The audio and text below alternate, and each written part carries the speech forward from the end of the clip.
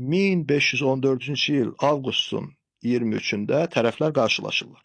Müharibə Qızılbaş süvarilərin hücumu ilə başlayır.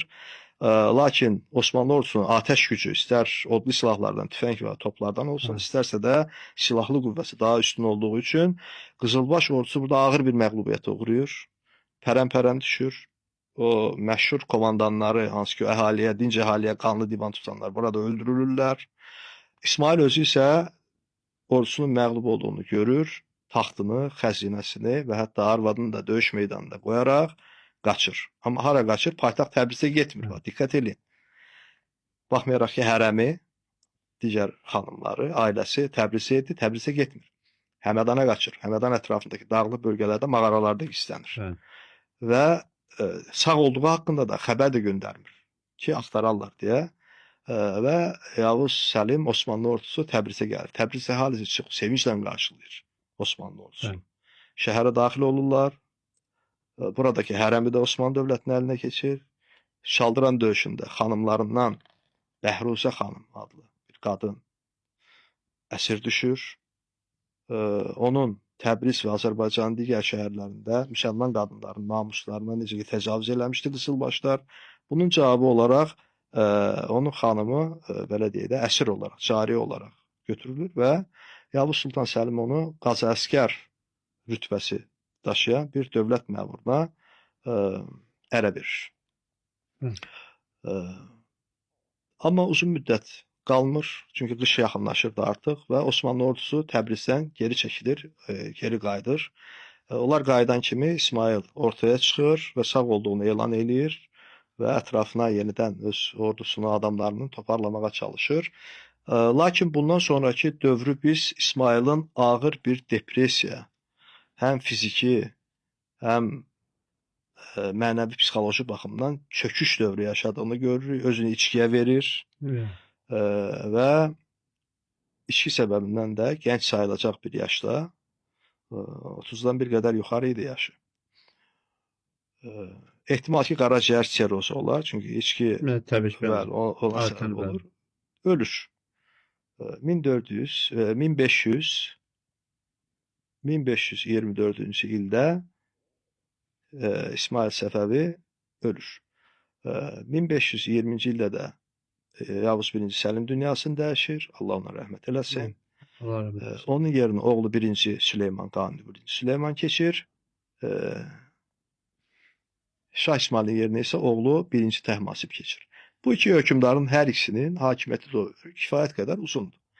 52 il 1-ci Təhmasib hakimiyyətdə qalıb, 46 ildə 1-ci Süleyman hakimiyyətdə qalıb.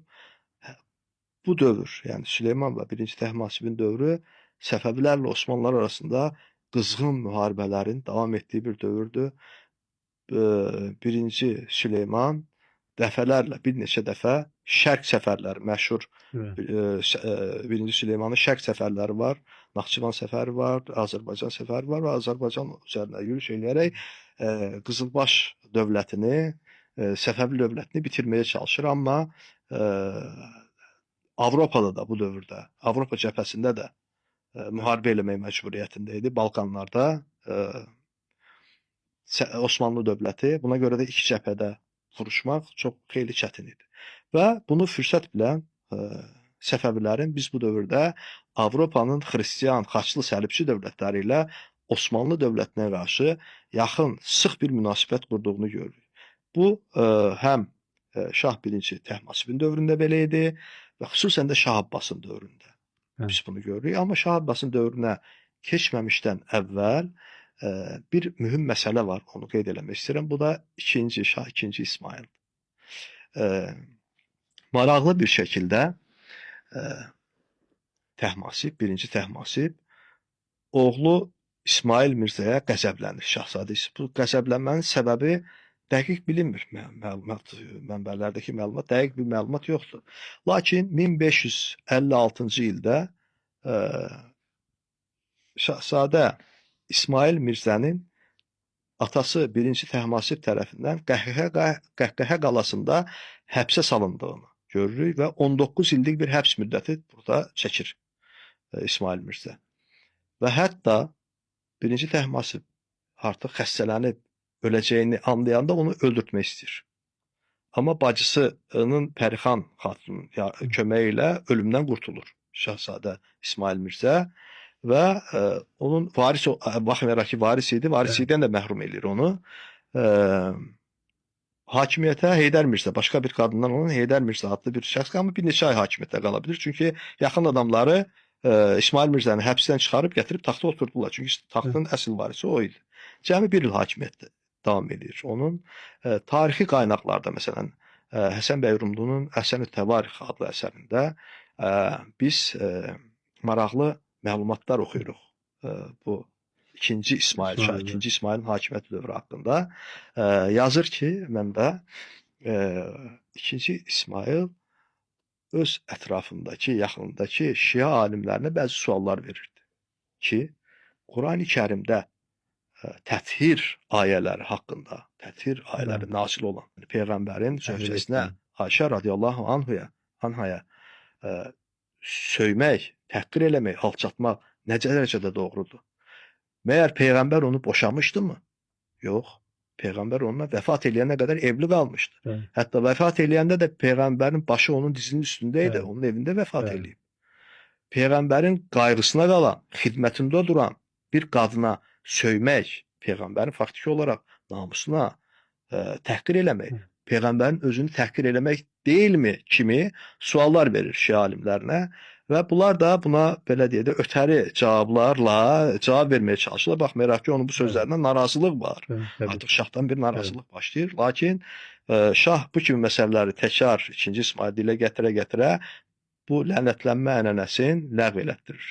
Deyir ki, artıq bundan sonra məscidlərdə, mərasimlərdə Raşid xəlifələrə, Peyğəmbəri sahabələrinə və zövcəsinə söyülməyəcək və lənət oxunmayacaq. 2-ci İsmail bu fəaliyyətini həyatı ilə ödəyir. Müəmmalı bir şəkildə zəhərlənir, yediyi şirniyyatla zəhərləndiyi bildirilir və bir illik hakimiyyəti sona çatır. Görünür bu fəaliyyəti çox həmin dövrdə burada güclü nüfus sahibi olan Şiə din xadimlərini narahat etmişdi və bir yolunu tapıb şahı zəhərləyə bilirlər. Çünki bu adamlar da Azərbaycan mühitinə yad olan adamlardır. Dediyim kimi, biraz əvvəl mədrəsələrin boş qaldığı, yəni artıq təhmasib hakimiyyətdədir. Əhali tamam sünnilikdən vazgeçintirirsiniz, amma bunları şiəliyə öyrədəcək adam yoxdur. Alim yoxdur, çünki Azərbaycanda zəmini yoxdur axı. Cəbəli Duruzdan, Livandan şiə alimləri gətirirlər Azərbaycana. Amma bunlar ərəb, buradakılar türk, bir-birlərini də anlaya bilmirlər. Amma buna baxmayaraq zamanla 1-ci Təhmasibin dövründə bir Şiə üləma sinifi, alimlər sinifi, fəqihlər sinifi meydana gətirilir ki, bu hələ də onların hakimiyyəti bildiyimiz kimi hələ də İranda nüfuzlar və hakimiyyətləri davam edir. Yəni 1-ci Təhmasibin dövründə bunun əsası qoyulub, bəli. Bəli. Yəni üzrüsün bu siz danışırsınız. Mənim artıq bir müəyyən bir xronoloji təsəvvürüm yaranır da. Yəni və mən bu günlə bunu müqayisə edirəm. Yəni açıq aydın görünür ki, yəni bu gün olanlar o gün olanların tam davamıdır. Davamıdır, bəli. Bu da məntiqi davamıdır. Və buna görə də bizə bəzən mirası rədd etmək deyərdim mən buna. Sanki Səfəvilərdən əvvəl Azərbaycanın nə dövlətçiliyi olmuyor, nə dövləti olmuyor. Yəni sanki Azərbaycan türklüyünün 500 illik tarixi varmış kimi bir təsəvvür yaranır. Və bizim belə deyək, bədxahlarımız, xüsusən də ermənilər də bundan çox məharətlə istifadə edir. Deyirlər, bax görürsünüz, özləri itiraf edirlər. Burada 500 illik dövlətçilik tarixi var. Halbuki biz Azərbaycan dövlətçilik tarixinin çox qədim dövrlərə, xüsusən də Azərbaycan türklüyünün artıq Səlcuqlulardan etibarən ucaldığını görürük. Ondan əvvəl yaxşı bu Atabəylərdir, Ağqoyunlardır, Qaraqoyunlardır. Biz bunları necə rədd edirik, necə yox saya bilərik? Türk dilini dövlət dili elan eləyibmiş kimi bir yalan uydurulub, bunun ətrafında bir mif qurulub. Əvvəla onu deyim ki, sözünü etdiyimiz, haqqında danışdığımız dövrdə dövlət dili deyə bir anlayış, Fransız inqilabından sonra meydana çıxan bir anlayışdır, dövlətin rəsmi dili deyə. Sonra güya Türkçə yazılmış, halbuki Səfəvilər dövrünə aid olan, indiyə qədər bilinən, məlum olan 2000-ə yaxın sənəd var, məktublar, əmrlər, fərmanlar və s. Bunların cəmi 5-10 dənəsi türkçədir. Bəli. Geri qalan hamısı farsça. Fars dilində. Bəli. Şah İsmailin bütün fərmanları farsçadır. Ondan sonraki şahların da Bəli. həmçinin. Bütün məktubları, fərmanları, rəsmi dövlət sənədləri hamısı farsçadır. Halbuki əgər dövlət dili Azərbaycan dili idisə, Olsaydı Azərbaycanca da, olmalı idi. Ola bilər orduda xalq türkçə danışır, Bəli. amma bunu rəsmi dövlət dilini türkçə Bəli. etmişdi. Belə bir bir də nəyi deyirlər? Bir eyib olaraq tuturlar bunu sanki. Deyirlər ki, Şah İsmail türkçə yazırdı şeirləri. Yavuz Səlim isə farsça. Bu da yalandır. Çünki Yavuz Səlimin divanı var. Bəli. Yəni şeirlərinin, qəzəllərinin toplandığı kitab var. Bəzi şeirləri farsçadır, bəzi şeirləri türkçədir. Bəli. Ki bir türkün farsça şeir yazması onun əslində intellektual səviyyəsini göstərir. Bəli. Məsələn, mən Azərbaycan dilində şeir yazsam, bu qeyri-adi görür. Amma mən götürüb məsələn ingilis dilində bir ingilis qədər şeir yazsam, bu mənim görüb dili sonradan Nə qədər ana dilin mükəmməl olmayan bir bir dil, dili, bəli. sonradan öyrəndiyim bir dili nə qədər mükəmməl öyrənməlisən ki, Bəli. bu haqda bu dildə qəzəl yaza biləsən Bəli. və bu qəzəl də hamı tərəfindən bəyənilsin. Bəli. Bu əslində bu şəxsin intellektual səviyyəsini göstərir. Ki dediyim kimi Yavuz Səlimin türkçə şeirləri Bəli. var. Bir digər məsələ Azərbaycan torpaqlarını vahid bir dövlətdə birləşdirmişdir. Yalanıdır ki biz Sacilərdən Yusif İbn Əbus Sacın dövründə Dərbənddən ta Həmədana qədər olan, Xəzər dənizindən Arpaçaya qədər olan ərazilərin, torpaqlarının vahid bir dövlətdə, Sacilər dövlətində birləşdirdiyini bilirik. Yəni bunu da ilk dəfə eləyən Şah İsmail deyil, yəni Səfəvilər deyil daha doğrusu. Sacilər dövründə vahid Azərbaycan dövləti qurulmuşdu. İkinci İsmailin ölümündə qaldıq. İkinci İsmailin ölümündən sonra Məhəmməd Xudabəndi adlı bir şəxs hakimiyyətə gəlir. Məhəmməd Xudabəndinin də hakimiyyəti sona çatandan sonra 1587-ci ildə Şah Abbasın hakimiyyətə gəldiyini görürük. Şah Abbas Səfəvi şahları arasında özünə məxsus bir yeri var. Əvvəla bu dövrdə buna düzdür islahat deyirlər. Amma biz bunun islahatdan daha çox Səfəvilər dövlətinin konkret, yəni qalıcı olaraq farslaşdığını görürük. Çünki hakimiyyətdəki boşluğu hiss edən qızılbaş əyanları öz aralarında çəkişirdilər. Torpağı ələ keçirmək üçün, nüfuz ələ keçirmək üçün və bu da dövləti zəiflədirdi, belə deyək. Abbas ilk öncə hər şeydən əvvəl bunların öhdəsindən gəldi. Yəni qızılbaş əyan nüfuzunu məhv elədi. Artıq bu dövrdən etibarən biz fars məmurlarının və din xadimlərinin Səfəvi dövlətində nüfuzunu görürük və üstəlik Avropa dövlətləri ilə Osmanlı dövlətinə qarşı müqavilələr bağlayan, yardım alan, onlara yardım edən bir hökmdardır. Məsələn,